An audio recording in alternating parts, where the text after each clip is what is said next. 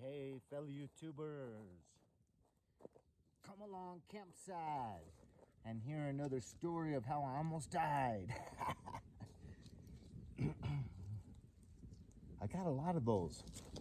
I should have had the bends one time for all intents and purposes. Should have had the bends. But this one has to do with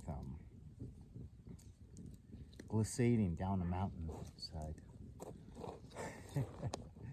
So every Christmas vacation I get off around December 15th, right around there, for Christmas vacation. Excuse me, politically correct. Winter vacation. And a big storm hit like maybe 3 or 4 days before I got off.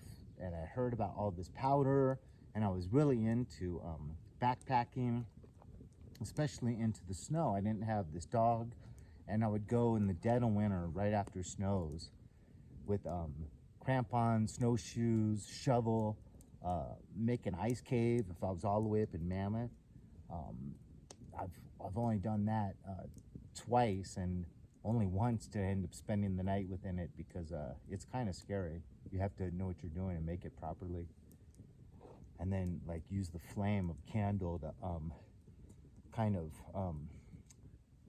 make the inside kind of icy so that it's firmer and the structure is more sound and it has integrity. So, but this time, I'm expecting somewhat powder. I don't have my snowboard, but I'm coming up here, I think just for the day. Yeah, just to summit. So I got just my crampons, snowshoes, and like change clothes and our extra warmth and some, protein bars. So I used to like to get up here by like 6:30. So it's probably around, maybe 8:30. And this bowl is all white. This big bowl I've referred to that I used to hike up with my snowboard and then just take my time doing big S-turns all the way down in fresh powder. But so it looked the same, but it wasn't. It was total ice, especially down at the bottom where you trek. So I have my crampons on, but it's only like the third time I'd used them. This was probably like when I was 25, more like 30, so like 25 years ago, thereabouts. So I didn't really know about, how important it is with ice that you dig those crampons in if you don't have one of those mountaineering, ice picks that can arrest your descent if you lose your footing and you start rocketing down that ice sheet. You've got one of these poles with the ice pick at the end that you can jam in and arrest yourself. I hadn't purchased one of those. I didn't think I need it. I'd gone only used crampons in like icy snow and snow. Never used it in real ice.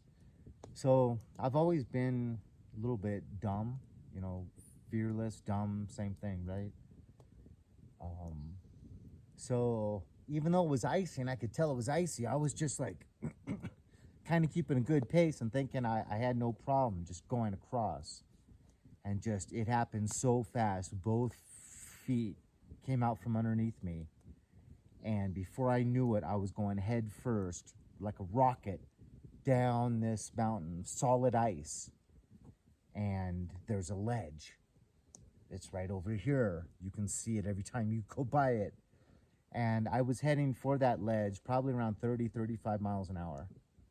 And there was a tree stump. Not even a tree, just a tree stump. Probably around 3 feet wide, about 3 feet high. And I aimed straight for it. I wasn't even worried about the impact to my face, just prepared my arms to make sure that I hugged that tree like it was my mother. And damn near broke my neck, broke my nose, got a concussion. My nose literally exploded like a water balloon filled with blood. There was just blood all over my clothes, all over the tree, all over the snow. And I had one of those camel bags with water. And when I hit, my nose exploded and the water exploded. So you had just liquid flying everywhere. And I'm totally numb.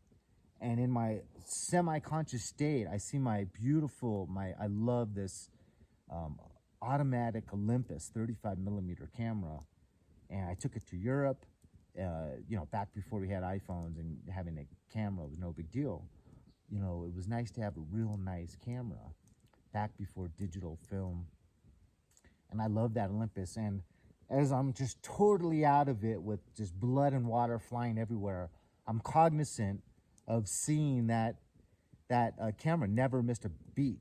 So it's going 35 miles an hour down that mountain. And I'm like bummed out.